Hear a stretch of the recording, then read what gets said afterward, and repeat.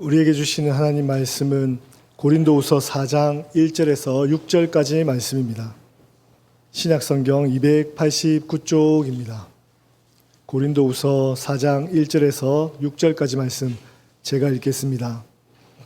그러므로 우리가 이 직분을 받아 긍휼하심을 입은 대로 낙심하지 아니하고 이에 숨은 부끄러움의 일을 버리고 속임으로 행하지 아니하며 하나님의 말씀을 혼잡하게 하지 아니하고 오직 진리를 나타내므로 하나님 앞에서 각 사람의 양심에 대하여 스스로 추천하노라. 만일 우리의 복음이 가리였으면 망하는 자들에게 가려진 것이라. 그 중에 이 세상의 신이 믿지 아니하는 자들의 마음을 혼미하게 하여 그리스도의 영광의 복음의 광채가 비치지 못하게 함이니 그리스도는 하나님의 형상이니라. 우리는 우리를 전파한 것이 아니라 오직 그리스도 예수의 주되신 것과 또 예수를 위하여 우리가 너희의 종된 것을 전파함이라. 어두운 데에 빛이 비치라 말씀하셨던 그 하나님께서 예수 그리스도의 얼굴에 있는 하나님의 영광을 아는 빛을 우리 마음에 비추셨느니라. 아멘.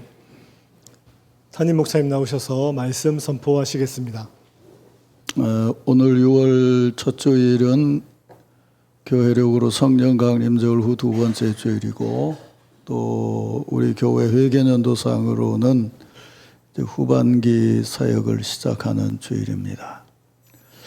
이 시간에 고린도 후서에서 말씀을 봉독을 했는데, 이 말씀을 중심으로 해서 후반기 사역을 시작하며 라는 제목으로 설교 말씀을 드리겠습니다. 러시아의 유명한 영화 감독인 안드레이 타르콥스키가 그의 생애 말년인 1986년에 만든 희생이라고 하는 아주 유명한 영화가 있습니다. 이제 그 영화의 첫 장면을 보면 은퇴한 후에 스웨덴의 시골 마을에 정착해서 사는 교수이자 연극 배우인 알렉산더가 자기 생일날 실어증에 걸린 막내 아들 고센을 데리고 바닷가에 가서 한 죽은 나무를 심는 장면이 나옵니다. 알렉산더는 그 죽은 나무를 심으면서 아들에게 이런 이야기를 들려줍니다. 아주 먼 옛날 한 수도원에 늙은 수도승이 살고 있었단다. 그는 죽은 나무 한 그루를 산에 심었단다. 그리고 제자들에게 말하기를 나무가 다시 살아날 때까지 매일같이 물을 주라고 말했단다. 제자들은 그 다음 날부터 매일 아침 산에 올라 나무에 물을 주고는 저녁이 돼서야 수도원으로 돌아오곤 했지. 그렇게 3년 동안 물을 주던 어느 날 나무에 온통 꽃이 만발한 것을 발견했단다. 끝없이 노력하면 결실을 얻는 법이란다. 매일같이 같은 시간에 같은 행동을 반복한다면, 늘 꾸준하게 의식과 같이 한다면 세상은 변하게 될 것이다. 영화 평론가들은 그 시작 장면이 그 영화의 주제를 보여준다고 평하고 있는데, 저는 이 대목에서 후반기 사역을 시작하는 우리의 모습을 보게 됩니다. 아시는 대로 후반기 사역은 여름 교육 행사를 준비하면서 시작하게 됩니다. 다들 인정하듯이 코로나 이후로, 아니 그 이전부터 교회 출석률이 떨어지고, 그 중에도 특별히 어린이 교회 학교가 점점 떨어지는 출산율과 함께 심각하게 줄어들고 있고, 앞으로도 더 줄어들 것이라고 예측을 하고 있습니다. 이런 시절을 지나면서 여름 행사를 준비하는 우리의 마음과 현실은 어쩌면 죽은 나무에 물을 주는 것과 같다는 생각이 들기도 합니다. 하지만 물을 주고 또 물을 주고 물을 주고 그렇게 3년을 계속했더니, 그리고 물을 주고 수도원으로 돌아왔다는 것은 물을 준 후에 기도했음을 의미하는 것이겠죠.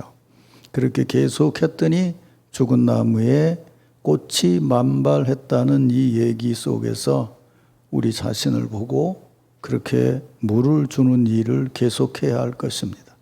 그런 모범을 보이면서 자라나는 아이들에게 하나님의 역사와 사랑을 보여주고 전해야 할 것입니다.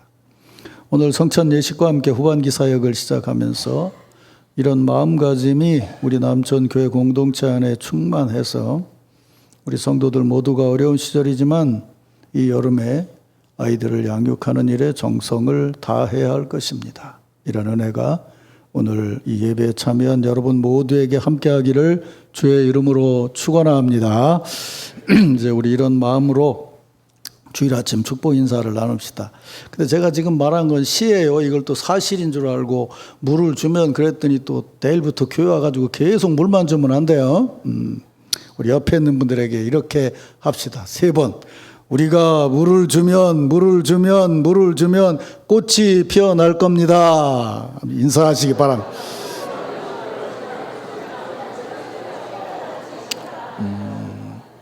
박 목사님 내일부터 물 주는 사람이 나와서 봐요. 이 여름에 아름다운 꽃을 피웁시다. 이렇게 인사하시기 바랍니다.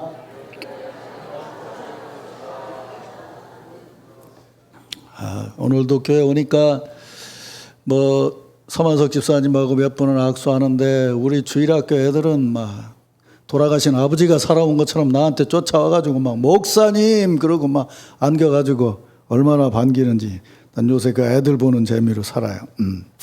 자, 이런 믿음을 마음에 담고 성령 감림절기를 지나면서 성찬 예식을 오늘 갖고 이제 후반기 사역을 시작하는 우리들에게 주시는 하나님의 말씀을 듣겠습니다. 자, 오늘 본문 6절에 보면 사도 바울은 어두운 데서 빛이 비추리라 하시던 하나님께서 예수 그리스도의 얼굴에 있는 하나님의 영광을 아는 빛을 우리 마음에 비추셨느니라 라고 합니다. 이 구절에서 사도 바울은 어두운 데서 빛을 비추리라 하시던 하나님 이렇게 말씀하면서 하나님께서 먼저 말씀하신 것이 뭐냐? 어두운 데서 빛을 비추라고 명령하셨다는 것입니다. 그리고 그 명령을 우리에게 주셨다고 말합니다. 근데 여기 이 편지의 문맥에서 우리는 누구인가 하면 바울과 디모데, 바울 일행을 말합니다.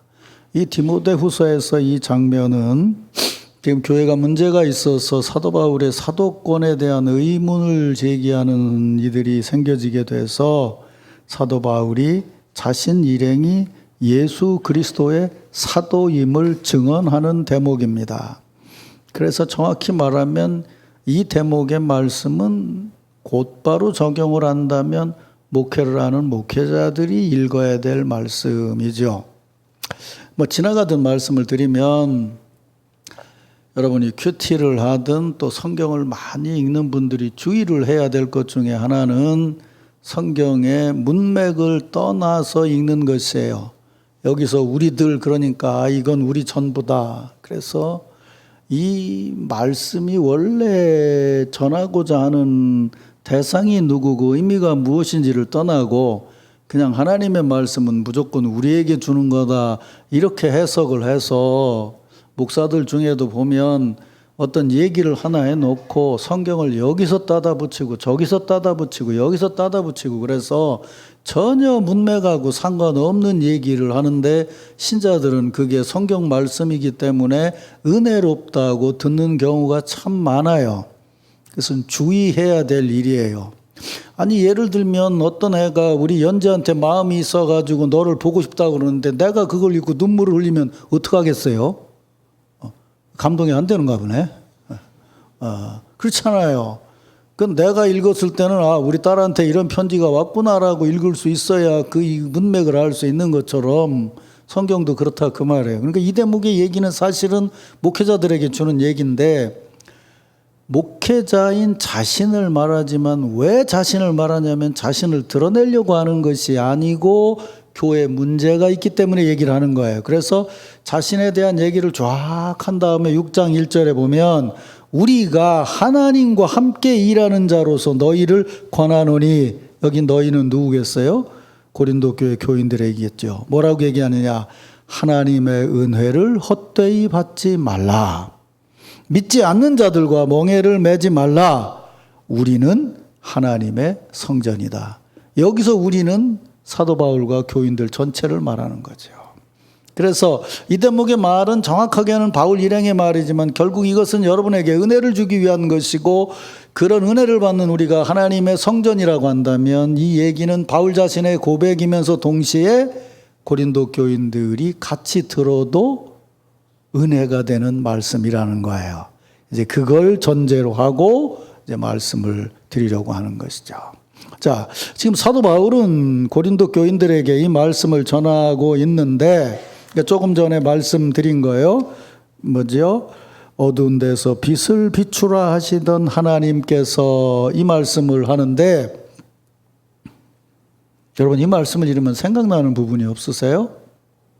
뭐가 생각나냐면 복음서에 나오는 너희는 세상의 빛이라. 기억나시죠? 그 말은 누가 누구에게 한 거예요? 예수님이 제자들에게 한 거죠. 예수님이 제자들에게 이 말을 할 때 사도 바울은 제자였어요? 아니었어요? 아니었죠. 그러니까 사도 바울이 지금 이 말씀을 전하는 데는 의도가 있는 거예요. 예수께서 너희가 세상의 빛이라고 제자들에게 말씀하셔서 제자들도 그렇게 빛된 삶을 살았고 초대교회 성도들도 빛된 삶을 살았는데, 늦게 변화된 나도 그 말씀의 기준 안에 서서 예수 그리스도의 제자로 일하고 있으니 너희도 그렇게 살아야 된다는 것이에요. 믿습니까, 여러분? 그러니까 이걸 학자들은 뭐라고 얘기하냐?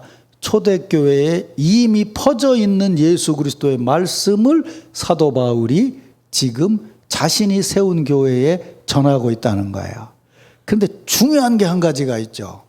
이 말을 들으면 또 하나 생각나는 것이 있어요. 그것은 뭐냐면 다메섹에서 예수 그리스도를 만난 사도 바울의 체험이에요. 다메섹에서 예수 그리스도는 무엇으로 나타나셨어요? 빛으로 오셨죠. 그러니까 이 말 속에서 지금 예수께서 가르쳐 주신 말씀, 제자들이 전한 말씀, 그걸 내가 들은 정도가 아니라 나는 그것을 체험한 예수의 사도로서 너희에게 전하니 너희도 빛된 삶을 살아라, 그런 말씀인 것이죠. 그러면서 이 빛이 자신에게 전달된 것을 어떻게 설명을 하느냐 하면 이렇게 말하고 있어요. 예수 그리스도의 얼굴에 있는 하나님의 영광의 빛을 나타내는 빛을 우리 마음에 비추셨느니라. 여긴 사도 바울의 놀라운 체험이 담겨져 있죠. 적어도 구약의 전통으로 보면 빛이라고 하는 것은 뭐냐면 하나님의 영광을 나타내는 것이에요. 그래서 모세가 하나님을 뵙고 왔을 때 얼굴에 빛이 나서 사람들이 보질 못했잖아요. 빛이 영광이라 그 말이에요. 자신은 모세처럼 하나님의 영광을 드러내는 빛을 위해서 산다고 생각하고 행동을 했어요. 그랬는데 그 생각에 이어진 행동이 예수를 만나고 보니까 영광을 드러내는 게 아니고 빛된 게 아니고 점점 어두움으로 가더라는 거예요. 왜? 사람을 체포하고 죽이고 해치는 일을 계속했으니까. 그런데 자신에게 오셔서 자신을 만나주신 예수 그리스도는 자신의 그런 생각으로는 눈을 뜨고 볼 수도 없는 빛이었다는 거예요. 자신의 생각을 넘어선 하나님의 영광을 드러내는 빛이었고, 그 얼굴의 빛이 부활하신 예수 그리스도의 얼굴을 통해서 자신에게 왔다는 거예요. 그걸 체험하는 순간 머리가 하얘진 정도가 아니고 마음이 달라지게 됐다는 거예요. 그래서 그리스도의 얼굴에 있는 빛, 하나님의 영광을 아는 빛을 우리 마음에 비추셨느니라. 사랑하는 성도 여러분, 이제 후반기 사역을 시작하면서 뒤에도 이어서 말씀드리겠지만 여러분 자신의 마음에 이미 와 있는 빛이 드러내는 삶을 사시길 바랍니다. 부활하신 예수 그리스도께서 성령으로 지금 우리와 함께하고 계세요. 우리 성령 강림절기를 지나고 있으니까요.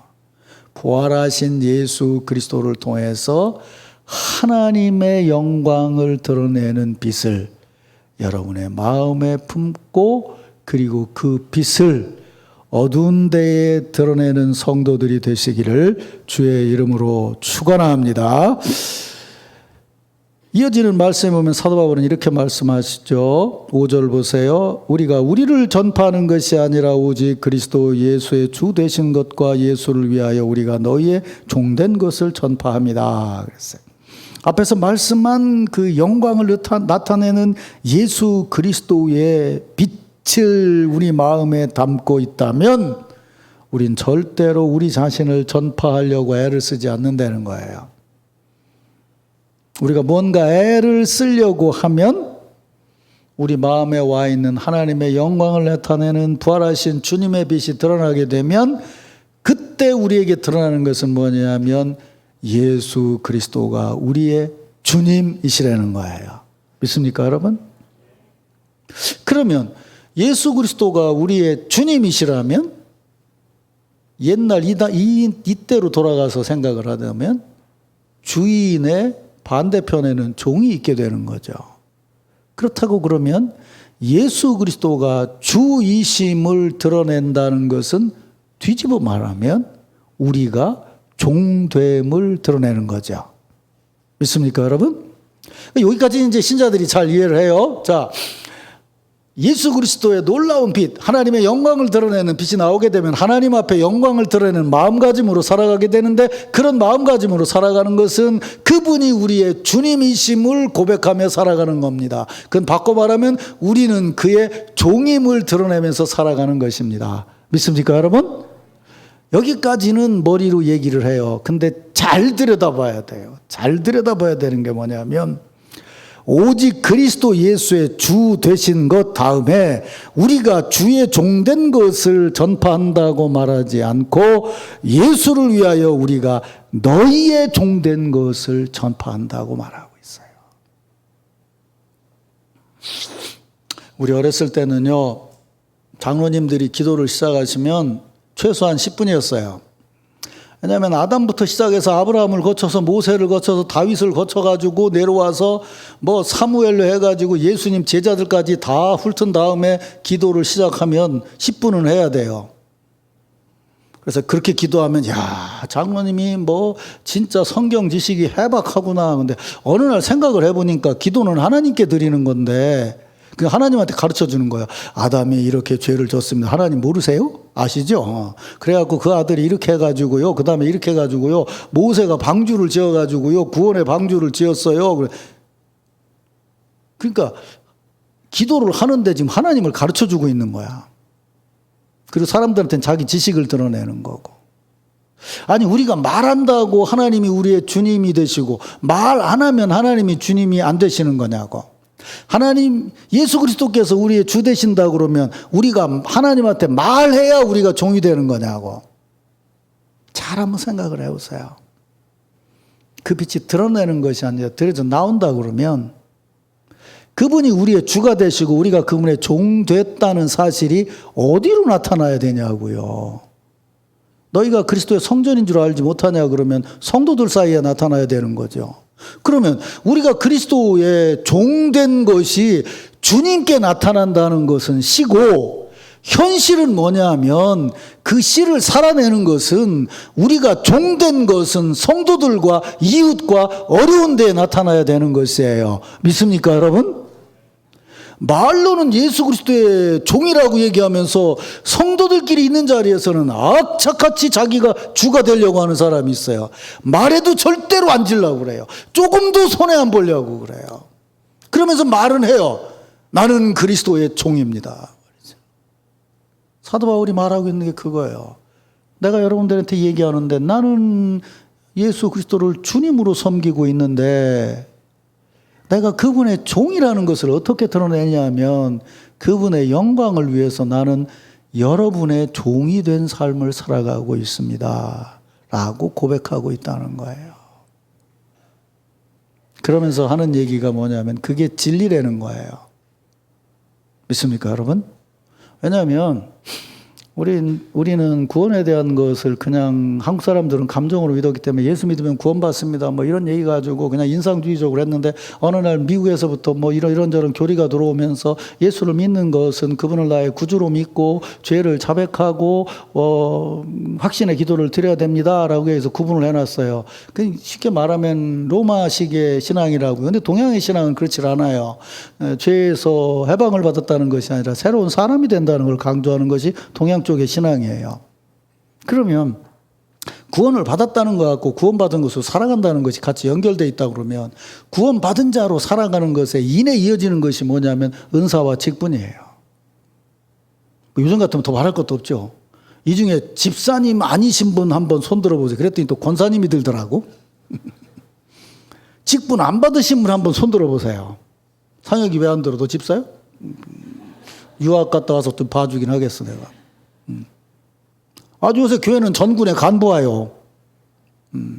그래서 신자들 얘기해요. 그 교회 좀 오셨는데 그래도 집사 직분을 줘야 그래도 체면이 있지 않겠냐고. 뭔 체면이요? 체면이 일하라는 건데. 그럼 그런 논리로 보자 그 말이에요. 그러면 여기 지금 사도 바울이 그 다음에 제가 하려는 얘기가 뭐냐면 이렇게 말하고 있어요. 1절, 2절 한번 보세요. 그러므로 우리가 이 직분을 받아 긍휼하심을 입은 대로 이렇게 말하고 있어요. 그러니까 신앙인으로서 살아가는 삶이 이어진다면 우리에게는 반드시 일하도록 직분을 주신다는 거예요. 그게 뭐냐면 하나님의 긍휼 안에 있다는 거예요. 지금 제가 목사가 돼가지고 은퇴할 쯤 되는데 지금도 앉아가지고 내가 하나님 나를 구원해 주신 것이 얼마나 감사한지 눈물이 납니다. 이래야 되겠냐고요. 난 아까 찬양대가 찬양하는데 하나님의 은혜로 이 쓸데없는 자 왜 구속하여 주는지 라는 찬양을 부르는데 짧은 순간이지만 지나가요. 그래, 내가 하나님 앞에 그렇게 대단하다고 목사가 돼서 오늘날까지 말씀을 전하고 목회를 하면서 살아오게 해주셨는가. 참 하나님의 놀라운 은혜다. 지금 살아가고 있는 이 현장, 이 자리에서 하나님의 은혜를 고백하고 체험하고 살아가야죠. 믿습니까, 여러분? 그거예요. 그러면서 사도 바울이 하는 얘기가 뭐냐면 이렇게 말해요. 1절, 2절 한번 봐보세요. 낙심하지 아니하고 이에 숨은 부끄러운 일을 버리고 속임으로 행하지 아니하며 이랬어요. 낙심하지 아니한다 그랬어요. 이게 무슨 말이겠어요? 낙심한다는 얘기는 이런 거죠. 내가 이 정도면 받을 만한 걸 받아야 되는데 왜 내가 이것도 못 받고 살아가야 되나 라고 생각하게 만든다는 거죠. 고린도 교인들에게 편지할 때 이런 말을 했잖아요. 너희가 배운 것이 많으냐? 가진 것이 많으냐? 사회적인 지위가 높으냐? 나도 그렇지 않고 여러분도 그렇지 않다. 내가 자랑할 것이라고는 예수 그리스도의 십자가밖에 없다라고 얘기를 했어요. 그 얘기가 지금 여기까지 이어지는 거예요. 사람들이 왜 낙심하냐 하면은요. 보니까 남은 별것도 안 하는 것 같은데 잘 올라가고 있어요. 옛날에 우리 아버지께서 하신 말씀이 있어요. 참 어떤 때는 생각하면 기가 막혀. 그 사람 새벽기도 한 번도 안 나와. 수요 예배도 안 나와. 근데 왜 이렇게 일이 잘 되는지 모르겠어. 우리는 새벽기도 나가고 기도하고 어려운 신자들 위해서 돌보고 일하고 헌신하는데 왜 이렇게 일이 안 풀리는지 모르겠어 라는 말씀도 하셔요. 하나님 뜻이지라고 마지막에 말씀하시면서 웃었어요. 그래요. 낙심이 돼요. 예수 믿는 사람하고 안 믿는 사람 비교할 때 안 믿는 사람이 더 잘 나가고 잘하고 있지 않냐 그 말이에요. 또 그 다음엔 뭐예요? 숨은 부끄러운 일을 버리고 속임으로 행하지 않는다 그거예요. 그러니까 없는 거 있는 것처럼 만들어가지고 자꾸 하려고 한다니까요. 신앙생활을 하면서 자기 드러내고 뭐 있는 것처럼 얘기를 하면서 스스로를 속이고 남을 속이고 있어요. 근데 낙심할 수도 있고 또 없는 걸 있다고 할 수도 있어요. 근데 정말 중요한 것은 뭐냐 하면 하나님의 영광을 드러내는 빛을 받고 예수 그리스도의 얼굴을 받았다면 내가 낮아지느냐 높아지느냐 그것 때문에 속이느냐 하느냐라는 문제가 중요한 것이 아니고 그것 때문에 하나님의 영광이 드러나는 예수 그리스도의 얼굴을 맞대어야 될 하나님의 진리의 말씀을 혼잡하게 하는 것이 가장 문제라는 거예요. 교회가 도대체 왜 세워져 있냐 그 말이에요. 잘 먹고 잘 살기 위해서요? 남보다 더 높아지기 위해서요? 그러려면 교회보다 다른 방법 훨씬 더 좋은 방법이 있을 수도 있어요. 우리가 교회 안에 모이는 이유는 딱 한 가지예요. 하나님의 영광을 드러내기 위한 거예요. 그 하나님의 영광을 드러낸다 그랬더니 우리는 뭐요 그러는데 성경 잘 읽어보세요. 하나님의 영광이 드러나고 기뻐했던 것이 뭐냐면 에덴 동산에서 죄지지 않고 인간이 평화롭게 풍요롭게 은혜 안에 주님 말씀대로 살아가는 것이에요. 근데 우리는 그 하나님의 방법을 버리고 우리의 방식으로 생각을 한다 그 말이에요. 사도 바울이 보니까 그거예요. 밖에 있는 거짓 교사들이 들어와서 얘기해요. 너 예수 믿었다고 그러는데 낮은 게 뭐가 있냐. 너한테 전하는 사도 바울을 봐라. 바울 평전을 읽어보면요. 사도 바울은 사람들 앞에서 연설을 안 하려고 그랬어요. 왜냐하면 대머리예요. 거기다 눈병 앓았다고 하는데 눈이 사시였다는 거예요. 거기다 또 등이 꼽추처럼 굽어 있었다는 거예요. 키도 작고요. 그래서 얼굴을 대면하고 설교를 하면 사람들이 은혜를 못 받았다는 거예요. 외모 때문에. 그래서 이렇게 편지를 많이 썼어요. 공부를 많이 한 사람이라서.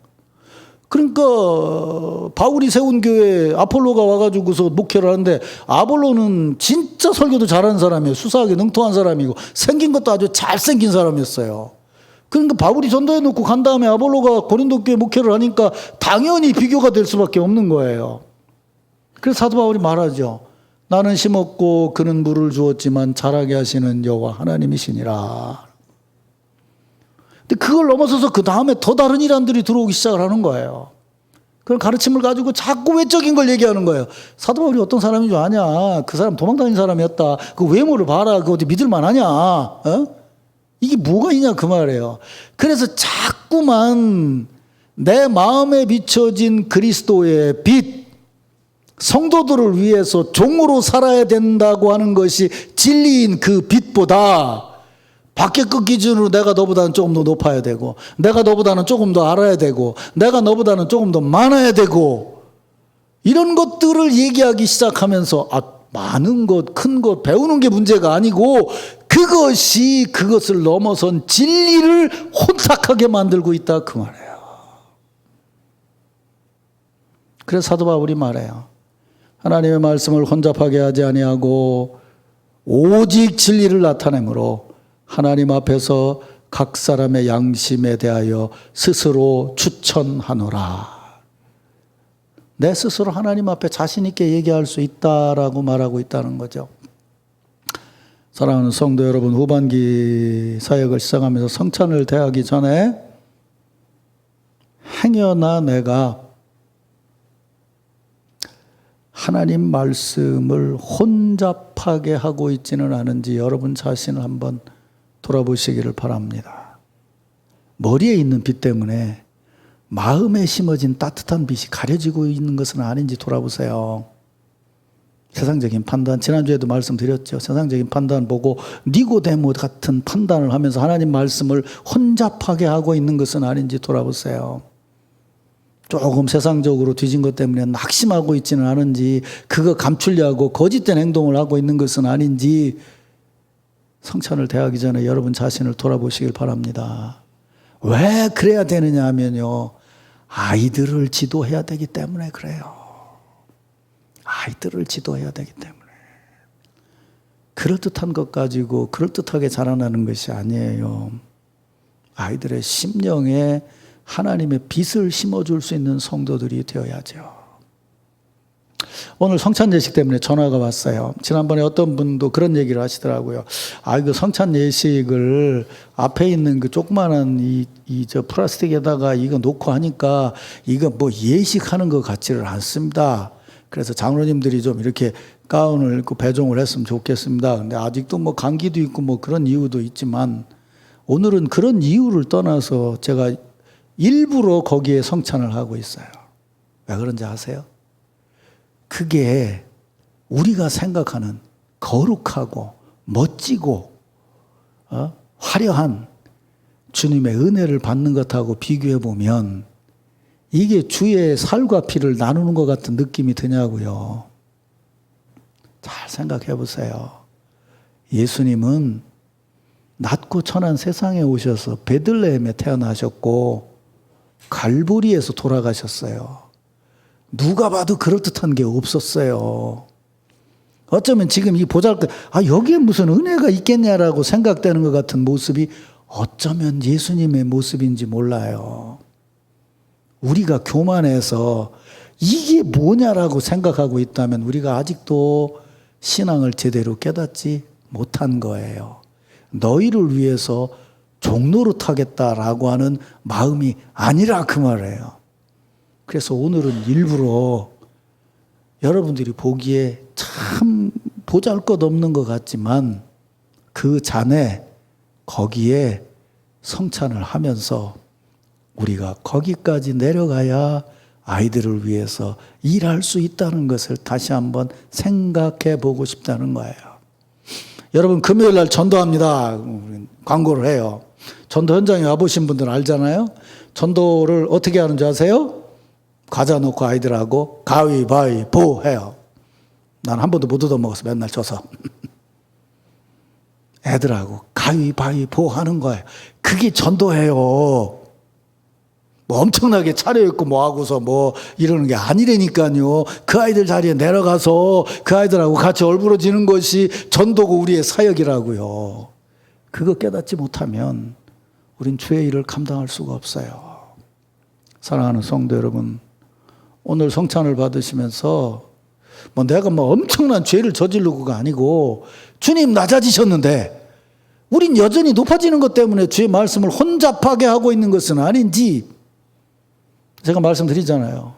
매 주일 교회 와서 가장 주님을 닮아서 일하시는 분들은 예배 끝난 다음에 쓰레기 정리하고 또 그 전에 식사 준비하고 또 커피 준비하고 주차 준비하고 이런 일들을 하는 분들이 오히려 하나님 앞에서 가장 직분을 은혜 가운데 바르게 감당하는 분들이에요.